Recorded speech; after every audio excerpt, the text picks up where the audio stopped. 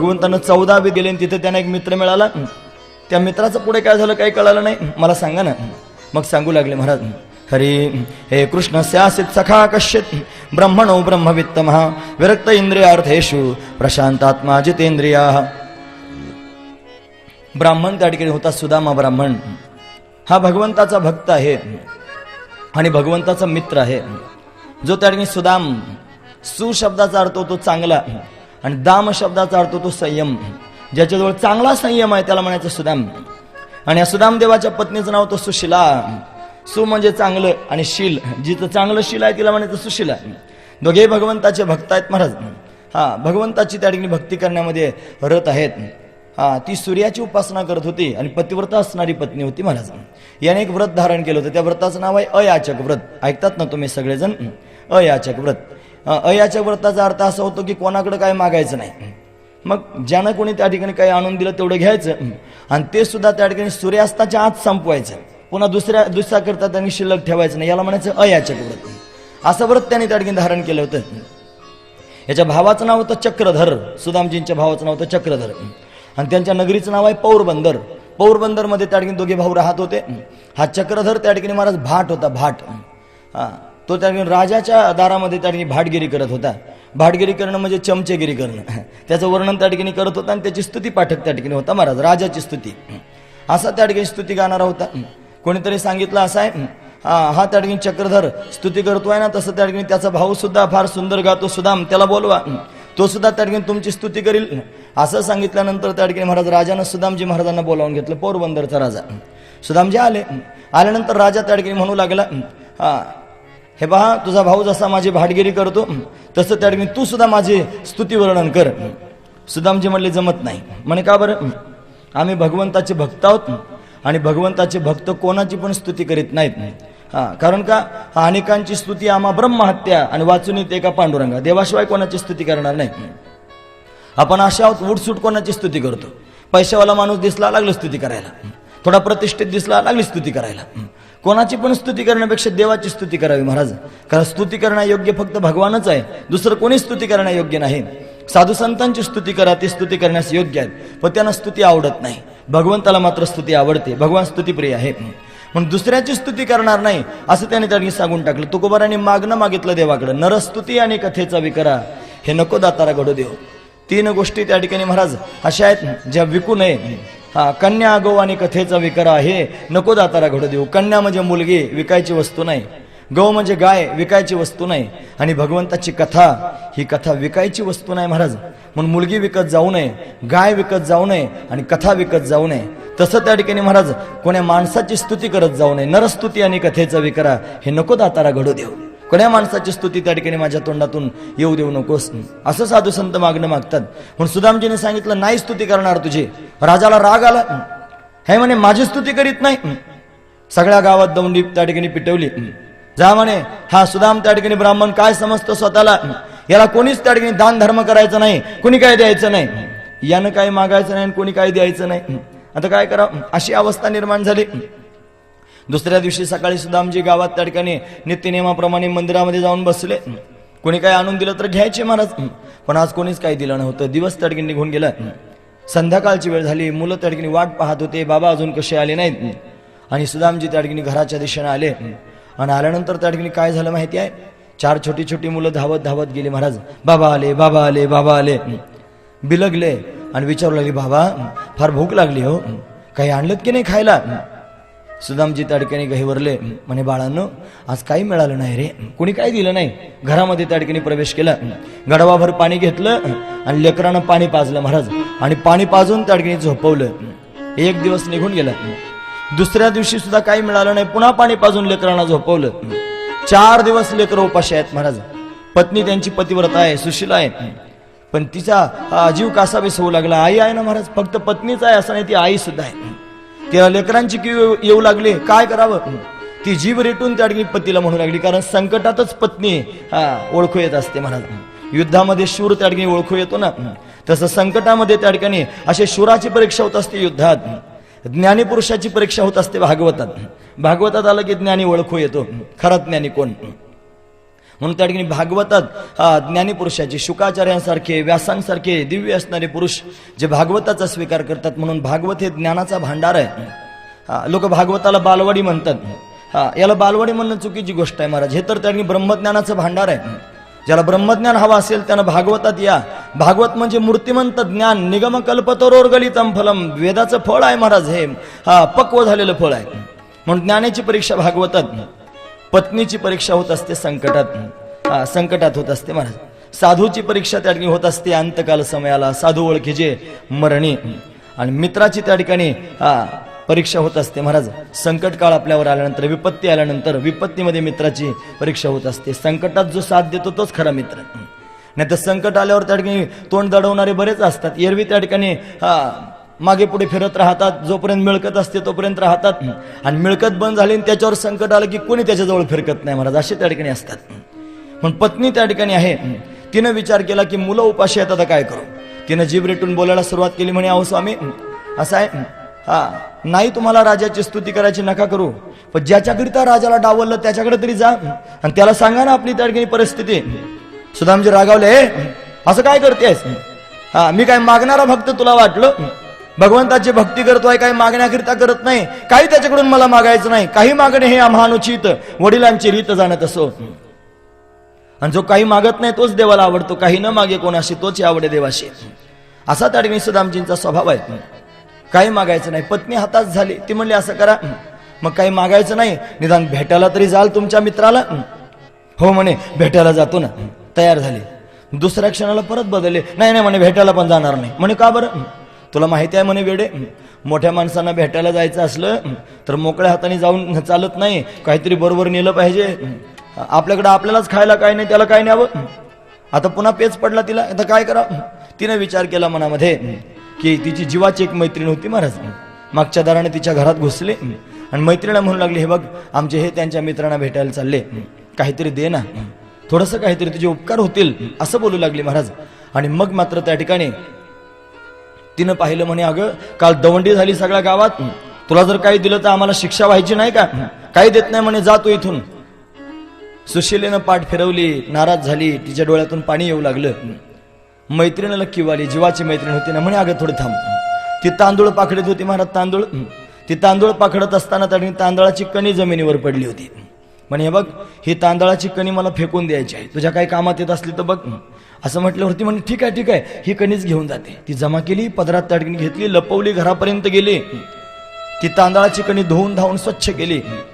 एक फाटकं वस्त्र त्या ठिकाणी घेतलं, गाठणी मारलेलं, त्याची पुरचुंडी तयार केली, त्याचं गाठोडं तयार केलं आणि सुदामजींच्या हातात दिलं. म्हणे घ्या, आपण त्या ठिकाणी गरीब आहोत म्हणून काय झालं, म्हणून त्या ठिकाणी हे तुमच्या मित्राला देऊन टाका. घेतलं सुदामजींनी आणि ते त्या ठिकाणी आपल्या कमरेला खोवलेलं आहे, हातामध्ये काठी घेतलेली आहे आणि त्या ठिकाणी काठी टेकवत टेकवत द्वारिका नगरीला जाण्याकरिता निघाले. 250 किलोमीटरचं अंतर आहे महाराज, पोरबंदर ते द्वारिका जाण्याकरिता निघाले. आणि जात असताना त्या ठिकाणी महाराज भगवंताचं भजन करत करत जाऊ. गाते जाते मार्ग में हरे कृष्ण राम, भजन करा. गाते जाते मार्ग में हरे कृष्ण रामा, चले श्याम सुंदर से मिलने सुदामा, चले श्याम सुंदर से मिलने सुदामा, चले श्याम सुंदर से मिलने सुदामा, चले श्याम सुंदर से मिलने सुदामा। गाते जाते मार्ग में हरे कृष्ण रामा, गाते जाते मार्ग में हरे कृष्ण रामा, चले श्याम सुंदर से मिलने सुदामा, श्याम सुंदर से मिलने सुदामा, कृष्ण कृष्ण मुकुंदा जनार्दना, कृष्ण गोविंद नारायणा, हरे कृष्ण मुकुंदा जनार्दना, कृष्ण गोविंद नारायण. महाराज जाण्याकरिता निघाले, काठी टेकवत टेकवत. चले श्याम सुंदर से मिलने सुदामा, गाते जात मार्ग में हरे कृष्ण रामा. भगवंताचं भजन करत करत चालले. पायामध्ये त्या ठिकाणी जोडे नाहीत, डोक्यावर पगडी नाही, अंगावर त्या ठिकाणी महाराज अंगरखा नाही. एक फाटका उपरणं अंगावर घेतलं होतं, गुडघ्यापर्यंत धोतर होतं आणि एक त्या ठिकाणी गाठोडं कमरेला खोवलेलं होतं. काठी टेकवत टेकवत त्या ठिकाणी कन्हैयाला भेटण्याकरिता निघाले. मनामध्ये त्या ठिकाणी विचार करत होते की आपण आता जाणार आहोत. एवढ्या दिवसांपूर्वी आपण भगवंताला लहानपणी कधी भेटलो, देव आता आपल्याला ओळखेल की नाही कोण जाणे. असा त्या ठिकाणी भाव पोटात होता. आणि रस्त्यानं जाऊ लागले. कन्हैयाला कळालं माझा भक्त माझ्या दिशेने येतोय. तुम्ही ऐकतात ना सर्वजण, लक्षपूर्वक ऐका. असं आहे महाराज, एखादा भक्त जर अंतकरणापासून भगवंताला भेटायला निघाला कि भगवान त्याला त्या ठिकाणी मार्ग मोकळा करतो. महाराज तुम किसी भी तरह से भगवान में लग जाओ, भगवान अपने आप संभाल लेंगे. भगवंताने एका सौदागराचं रूप धारण केलं. बैलगाडीत त्या ठिकाणी बसले आणि घाई सुदामजींच्या जवळ आले. हे ब्राह्मण कुठे जातोयस? म्हणे द्वारकेला जातोय माझ्या मित्राला भेटायला. बैस म्हणे गाडीत. नको नको मी जाईन पायी. पायी जाईन काय? बैस लवकर. बसवलं गाडीत महाराज. चालू लागले. थोड्या वेळ त्या ठिकाणी गाडी चालली. पुढे जाऊन थांबले. 3 दगडाची चूल मांडली. त्याच्यामध्ये पातेलं त्या ठिकाणी ठेवलं. तांदूळ शिजवले, भात तयार केला आणि सुदामजी महाराजांना त्यांनी स्वतःच्या हातानं भगवान भरू लागले. देव ओळखू आला नाही महाराज. याला म्हणायचं वैष्णवी माया. माया पसरवली. भात खाऊ घालू लागले. काय म्हणे खात नाही मी. नको नको नको काय खाय म्हणे पहिला. तरी पण खाई ना. म्हणे का खात नाही रे ब्राह्मणा? म्हणे असं आहे. कसं काय खाऊ? घरी माझी बायको सुशिला, माझी 4 मुलं उपाशी आहेत. ते उपाशी असताना मी हे खाणं त्या ठिकाणी मला योग्य वाटत नाही. भगवान सांगू लागले अरे तू भगवंताकरिता त्या ठिकाणी जर एवढं समर्पण करत असशील तर तुला असं वाटतं का तो भगवान त्या ठिकाणी तुला असं टाकून देईल? जो भगवंताकरिता सर्वस्व देतो भगवान त्याच्या मागे पुढेच उभा राहतो. त्याच्या भरण पोषणाची चिंता करतो. अनन्निश्चंत यंतो मामे जना परिपासते तेषाम नित्याभियुक्तानाम योगक्षेमं वहाम्यहम. असं आहे महाराज. म्हणून त्या ठिकाणी पक्षी काय त्या ठिकाणी कामधाम करतात. आजगर काय कोणाची चाकरी करतो? नाही महाराज. तसं त्या ठिकाणी भगवंताचा भक्त सुद्धा भगवंतावर अवलंबून असतो. भगवान त्याचं भरण पोषण करतो. योगक्षेमं वहाम्यहम त्याची प्रतिज्ञा आहे. म्हणून तुझ्या मुलांना तुझ्या पत्नीला त्या ठिकाणी एव्हाना भगवंतानं काहीतरी खायला नेऊनही दिलं असेल. आणि असंच झालं होतं महाराज. कन्हैयाने एक सुंदर असं रूप धारण केलं आणि भरपूर त्या ठिकाणी खाद्यपदार्थ त्यांच्या घरी नेऊन पोहोचवले. मुलांना त्या ठिकाणी महाराज पोटभर खायला मिळालं होतं. ही भगवंताची लीला आहे. भगवान हे सगळं त्या ठिकाणी करतो महाराज. त्याचा स्वभावच आहे. महाराजांना विचारा. त्यांनी संन्यास दीक्षा धारण केली. बऱ्याच वेळेला आम्हाला आश्रमात जाण्याचा प्रसंग येतो ना, तिथे जाऊन काही नियम कळाले महाराज. संन्याशानं कोणतेही काम करायचं नसतं महाराज. कोणताही व्यवसाय करायचा नाही, कोणतं काम करायचं नाही. म्हणे का बरं? हा संन्यास शब्दाचा अर्थच होतो की भगवंताचं होऊन जायचं. म्हणजे हे जे संन्यास घेणं आहे ना, हे संन्यास घेणं म्हणजे त्या ठिकाणी फौजदार होणं आहे. फौजदार. त्यांना हातामध्ये त्या ठिकाणी फौज म्हणजे शस्त्र घ्यायचं आणि धर्माचं संरक्षण करायचं. धर्माचं संरक्षण करण्याकरिता घेतलेला फौजदार आहे. मग जेवढी सेना असते त्या सेनेचं भरण पोषण करायचं काम कोणाचं असतं? राजाचं. म्हणून ज्याच्या फौजेमध्ये फौजदार आहेत ना तो त्या ठिकाणी मुख्य असणारा हा राजाच त्यांचं भरण पोषण करतोय. हा त्यातला भाव आहे. म्हणून ते काही त्या ठिकाणी करत नाहीत. भगवंतावर अवलंबून आहेत. त्यांना विचारा जेव्हापासून त्या ठिकाणी दीक्षा ग्रहण केली काही भगवंतानं कमी केलंय का? भगवान सगळ्या गोष्टी करतो, भरण पोषण करतो. एकदा काय झालं, त्र्यंबक वेळ झालेली आहे तरी आठवलं म्हणून सांगतो. त्र्यंबकेश्वरला आम्ही गेलो. स्वामीजींनी भागवत कथा आयोजित केली होती त्र्यंबकमध्येच. आणि गजानन बाबांच्या तिथे मंदिराच्या जवळ त्या तिचे ठिकाणी राहण्याचं तिथे त्या ठिकाणी त्यांची व्यवस्था केली होती महाराज. आम्ही गेलो आणि गेल्यानंतर त्या ठिकाणी स्वामीजी स्वतःचं अंतकरण प्रगट करू लागले. ते म्हटले वयाच्या 7व्या वर्षापासून घर सोडलं. एवढ्या कमी वयामध्ये घर सोडलं. तेव्हापासून आत्तापर्यंत बिलकुल त्या ठिकाणी त्यानं उपाशी राहू दिलं नाही. आजपर्यंत त्यानं सांभाळलं. एवढं वय स्वामीजींचं 80पेक्षा जास्त वय आहे, पण आजपर्यंत त्यानं काही कमी पडू दिलं नाही. हे त्यांचे अनुभवाचे बोल आहेत महाराज. आणि हे सांगत असताना ते गहिवरले. त्यांच्या डोळ्यात कधी अश्रू आलेले मी पाहिले नाहीत, पण त्या दिवशी ते सांगताना ते गहिवरून आले की देवाची केवढी त्या ठिकाणी लीला आहे की भगवान सांभाळतो. जो अनन्य होईल त्याला. सुदामजींना सांभाळलं. त्यांच्या मुलांना त्या ठिकाणी भरण पोषण भगवान त्या ठिकाणी करू लागला. द्वारका नगरीपर्यंत जाऊन पोहोचवलं. उतरवलं म्हणे हे बघी द्वारका नगरी. गेले द्वारका नगरीमध्ये. कोणाला तर विचारलं का द्वारका नगरी हीच आहे का? म्हणे हेच आहे. इथे कृष्ण कुठे राहतो? ज्याला विचारलं तोच रागावला. म्हणे कृष्ण कोणाला म्हणतो? द्वारकाधीश म्हण. अरे म्हणे हो चुकलंच माझं. द्वारकाधीश इथेच राहतात का? म्हणे इथेच राहतात. जरा सरळ जा. उजव्या हाताला ओळाला की तुला त्या ठिकाणी महाल दिसेल. गेले सुदामजी.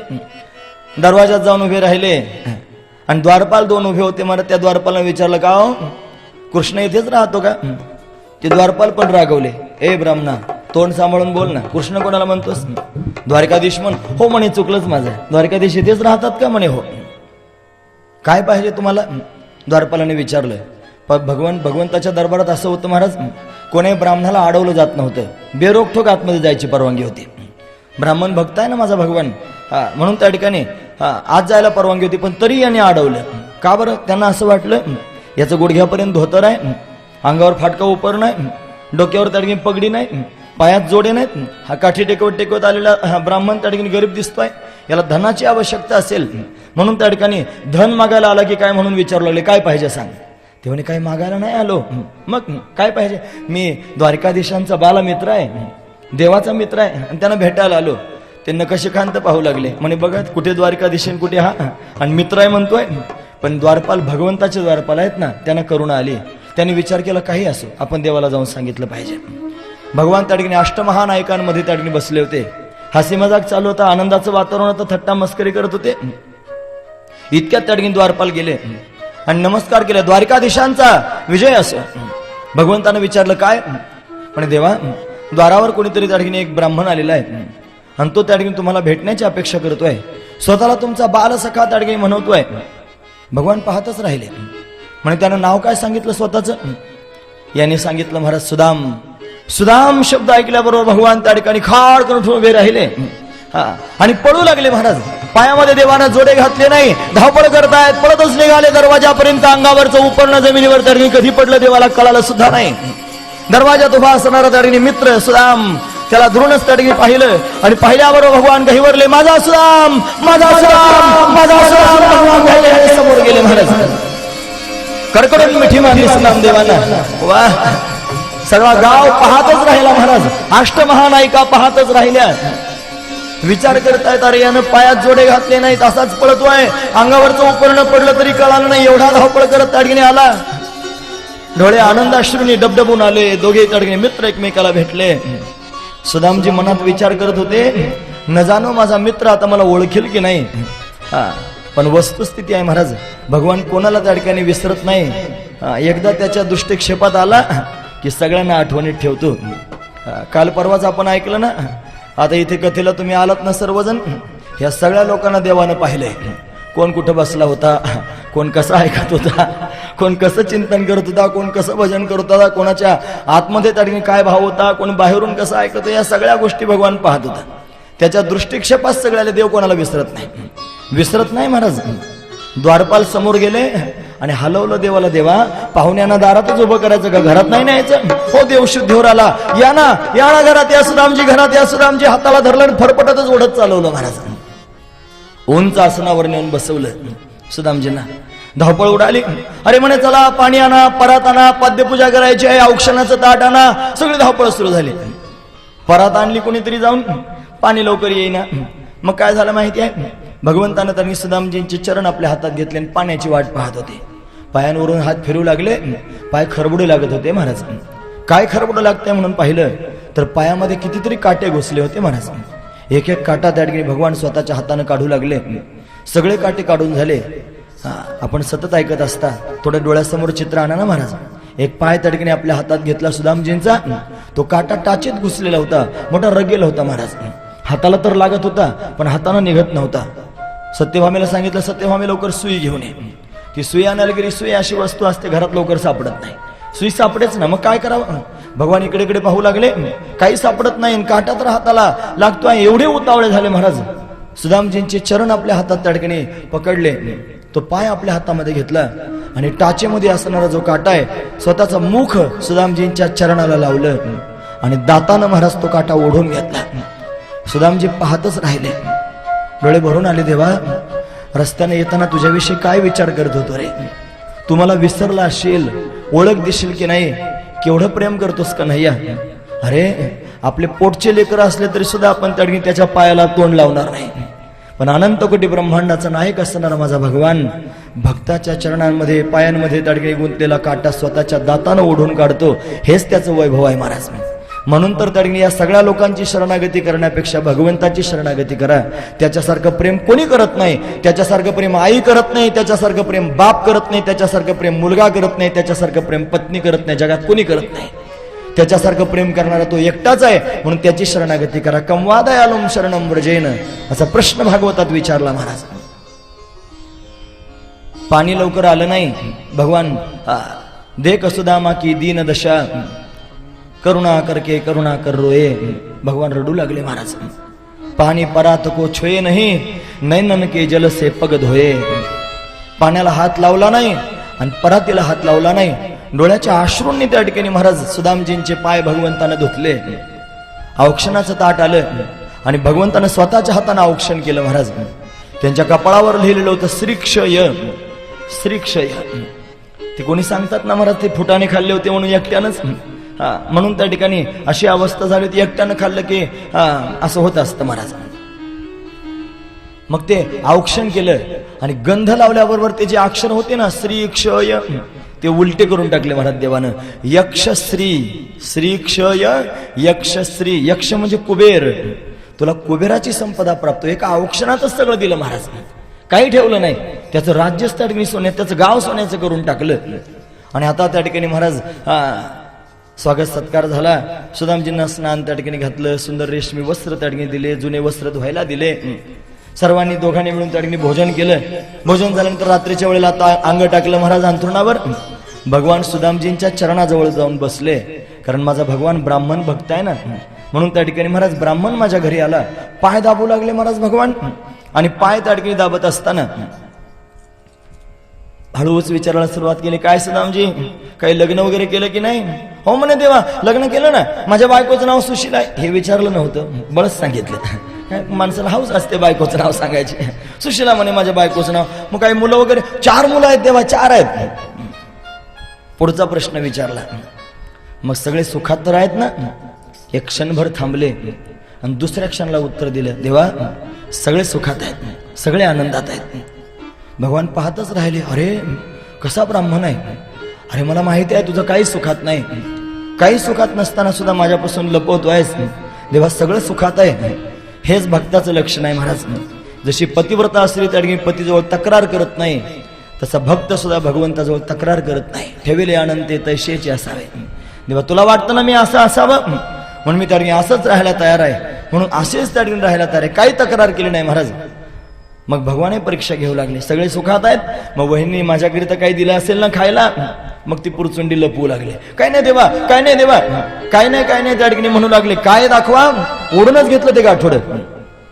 काही ते सोडलं आणि सोडून त्या ठिकाणी पाहिलं ते तांदळाची कणी होती महाराज. भागवतात तंडुल शब्द आला. तंडुल म्हणजे तांदूळ, आपण त्याला पोहे म्हणतो.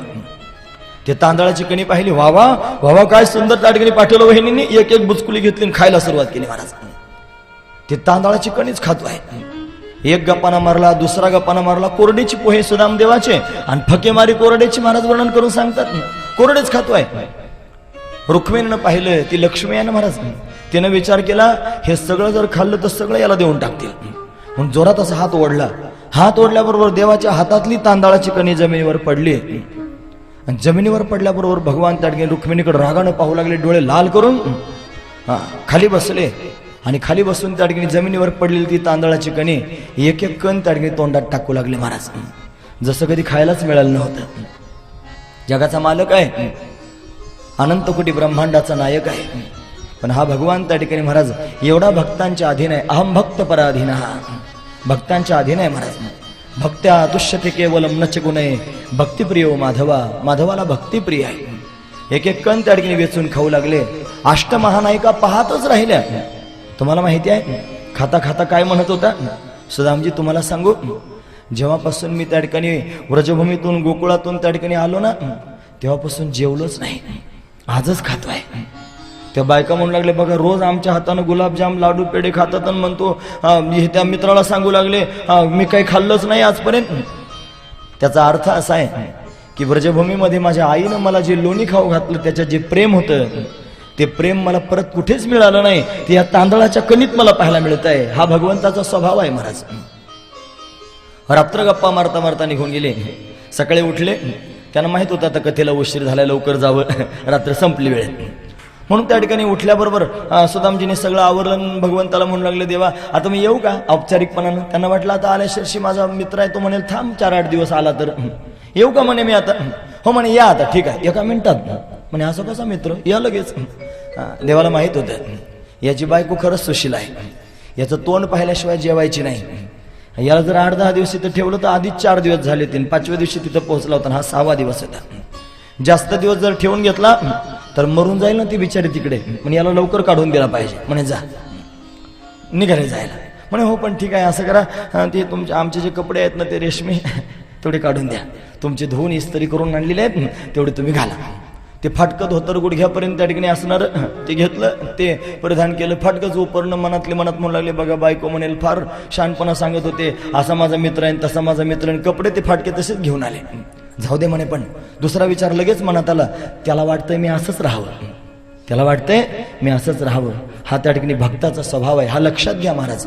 नाही तर माणसाच्या जीवनात दुःख आलं की माणूस हे धायमाकडून रडायला सुरुवात करतो. रडू नका, विचार करा, माझ्या देवाला वाटतं मी असंच राहावं, पण देवानं ठेवलंय मला असं, म्हणून मी असंच राहण्याचा प्रयत्न करीन. हा भाव ज्याच्या पोटात आहे तो कधीच दुःखी होत नाही महाराज. लोक दुःखी का आहेत? त्यांना समाधानच नाही, त्यांचा देवावर विश्वास नाही. भक्ताचं अंतकरण असंच आहे. ते वस्त्र परिधान केले, जाण्याकरिता निघाले. हो म्हणे, थांबा थांबा, आमच्या घरातल्या लोकांना जरा नमस्कार करू द्या. बसवला आसनावर आणि म्हणे चला रे दर्शन घ्या. आता सगळ्या बायका आल्या पाया पडायला, एकट्या एकट्या नाही आल्या, 10-10 पोरं आणि एक पोरगी सगळे त्या ठिकाणी घेऊन आले. महाराज चला नमस्कार करा. रुक्मिणी बाईला नमस्कार केला. सौभाग्यवती बाबा हात उंच केला ना महाराज.